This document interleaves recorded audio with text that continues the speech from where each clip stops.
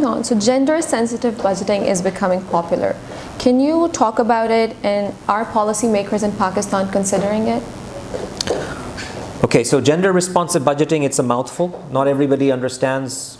Even sometimes when we talk to government, they are like, what is this gender budget? Is it like a separate budget? Yeah. Is like a separate budget for women and a separate budget for men? I said, no, that's not what it is. Actually, it's to really break it down, when we talk about gender mainstreaming, this is one of the things we're talking about. We're saying that whenever you design a project or you design anything, an initiative, you have to understand how does it benefit or affect men and women differently.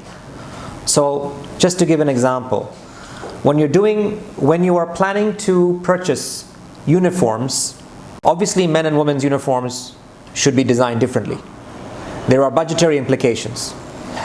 So if you don't think about how women and men will be using the product, then your budgets will be gender blind. They will just be like, okay, let's just make a uniform that looks the same, and if the men wear it, the women should wear it too. Which obviously is not gender responsive budgeting. That's one example. The other example would be, let's say tourism, right? So tourism now in Pakistan is a big issue. Many provincial governments are very keen on boosting tourism. When you're even doing a tourism master plan or you're planning for tourists, you've got to think about things such as, okay, if I'm designing or I'm trying to make the resort look nice, do I have adequate street lighting?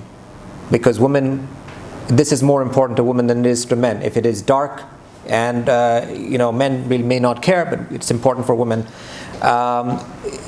Tourism, same thing. Are there enough?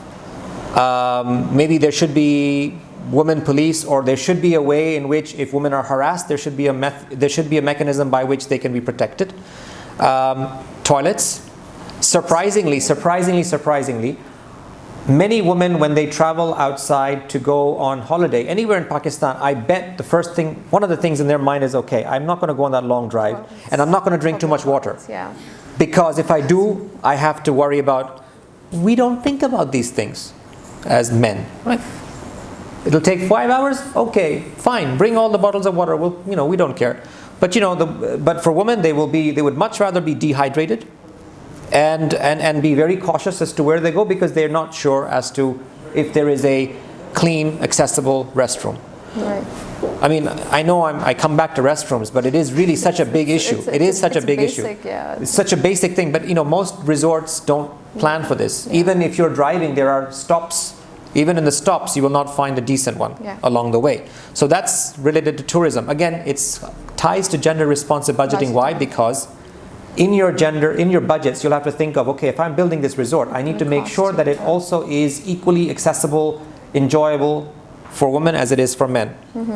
So we have done some training for government officials for many years, but I don't think this is something that when men, mostly men, you see them huddling together to build plans, this isn't part of that thinking process. Unless there are more women in that table to say, hey, hang on.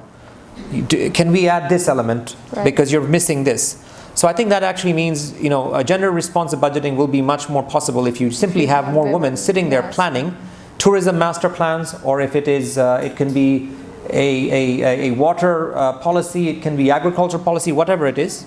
All of that has to be. So it's basically goes back the participation of women in labor force, in workplace, and then it also comes down to the planning and everything. Yeah, I mean, at the end of the day, the thing is your end result will be much more richer and comprehensive when you have more minds and diverse thinking put together. It is just so commonsensical. Yeah. But gender responsive budgeting is just a fancy way of saying that you need to ensure that whatever you plan and implement has a lens, has a woman or somebody who's thinking with women and men in mind, not just this is just suits us, our purposes and nothing else.